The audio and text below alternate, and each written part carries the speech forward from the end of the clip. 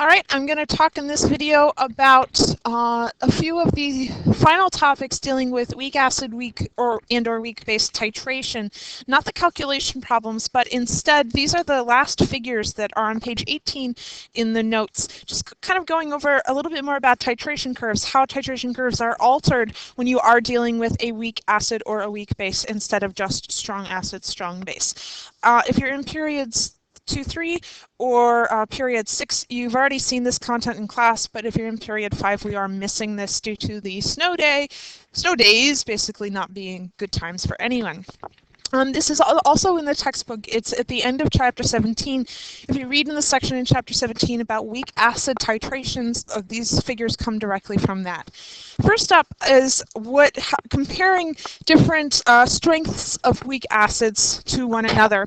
And this is what this graph is showing. Notice we have different Ka values shown here. This is the weakest, because remember, the smaller the Ka value, the weaker the acid. So down here we have our strong acid.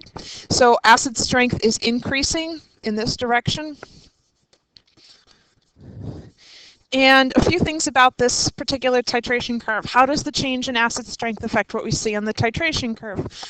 A couple things that I want to point out. First of all, it says the initial pH is higher, right, with the weaker the acid. So we see that in the starting points here, that with a strong acid we have a very, very low initial pH because it's a strong acid. But the weaker our acid becomes, the higher that initial pH will become. We're starting at a higher and higher and higher pH. So that's the difference. Something else that I want to point out is actually right here at the very, very end.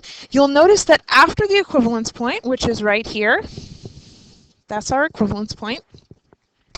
Right, when that's our steep section, because that's what we're looking for, we notice that it's the same, that they're all ending in the same spot. That is something I want to point out, because when we are after the equivalence point, now the pH is dictated by the base. And that's something that all of these titrations have in common, meaning all these acids are being titrated with the same base. Once you get past to the equivalence point in this kind of a titration of base being added into an acid, then all of your acid is gone. You have neutralized all of it past the equivalence point. So now the pH is going to be based on how much excess base you have, which is why they're all ending in the same location, because that is going to be identical for all these acids, the leftover base. They're all ending at the same point. Additionally, something else that's different. It says pH changes near the equivalence point are more subtle. What does that mean? The steep section gets a lot shorter. It has to. They're starting in different locations, but they're all ending in the same spot, right? If they're all starting at varying pHs, but all ending at the same pH, the only way that that can be reconciled is if you have a less steep curve at the equivalence point, a less steep section. If we take, for example, this one, Ka 10 to the minus 8th. So this is a pretty weak base. Now, its steep section, realistically, it doesn't totally have one, but we'll say that that's kind of the steep-ish section right there. So its equivalence point, the middle, it's going to be right there. That's going to be the equivalence point. Now, that's the thing with the Ka value of 10 to the minus 8th. But then if we compare it to, for example, the thing with the Ka value, the acid with the Ka value of 10 to the minus 4th. So this is this yellow line right here. So its steep section starts here and ends here, which means that its middle is going to be right there. So its equivalence point is at a lower pH. So we see that the location of the equivalence point does shift, and it's because you have, it's called the more subtle changes. There's a smaller steep section. The equivalence point is always the middle of the steep section. So therefore, it's going to shift if the size of your steep section changes. The next figure is that of a weak base, titration of a weak base with a strong acid. So now we're flipping things around because everything I've discussed previously was about having a weak acid with a strong base, the acetic acid plus the sodium hydroxide. Well, now this is saying, well, what if you flip it and you do the opposite? What if you're, instead of the acid being weak, now the base is the thing that's weak? You're going to, in terms of math, it doesn't really change anything other than the type of equilibrium that you're writing. You're still going to use BCA charts, you're still going to be generating buffers, you're still going to be thinking about what's left in your flask if you're at the equivalence point. It's just, okay, you're writing a base dissociation reaction instead of an acid dissociation reaction. It really is, there isn't a whole lot that's different. But the point that I do want to make right here, the pH, if we're dealing with a weak acid strong base titration, i.e. the opposite of this, what's shown on the slide here, then the pH of the equivalence point is going to be greater than 7 because the salt that's generated will be a basic salt. And the reason that it's a basic salt at the equivalence point is because you have the conjugate base of the weak acid. You've generated that weak base. Now we have the flip being true. If we are talking about a weak base with a strong acid, like it says on this slide, then the salt that you've generated at the equivalence point is now going to be an acidic salt because you're dealing with the conjugate acid of the weak base. So now we have an acidic pH at the equivalence point. And going over to the titration curve, there are two things that are being shown on this curve.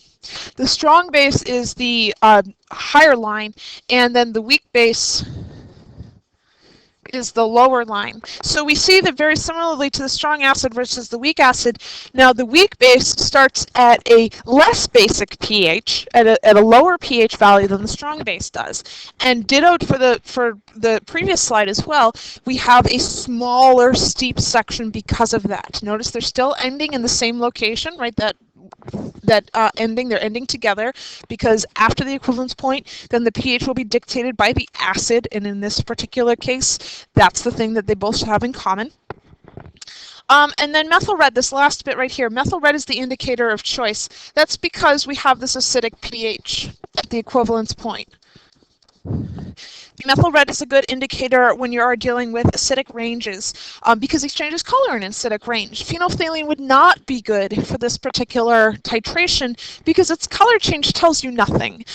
You are not going to be at the equivalence point if you use phenolphthalein in this particular case and it changes color. In fact, you're not going to be anywhere near it if you're dealing with a weak base.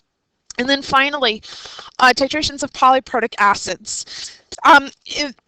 Polyprotics do not dissociate all of their hydrogen ions at once. The hydrogen ions only come off one at a time, and in order to have sort of the subsequent hydrogens dissociate, realistically almost all of the previous hydrogen must have dissociated. So what we see in terms of titration curves is a titration curve that will have multiple equivalence points. They're coming off one at a time. So this one right here, this very first equivalence point right here, this is going to be for the first, this is the first equivalence point for the first dissociation. And then right here, this is the second equivalence point for the second dissociation. And we have Ka1, Ka2, Ka3. Each of these dissociations has its own K value, and that's what the 1 and the 2, etc., stand for. They represent which hydrogen is coming off of the acid in these cases. And Ka1 versus Ka2 versus Ka3, if you're talking about your first H versus your second H, they're always going to be arranged in that particular order.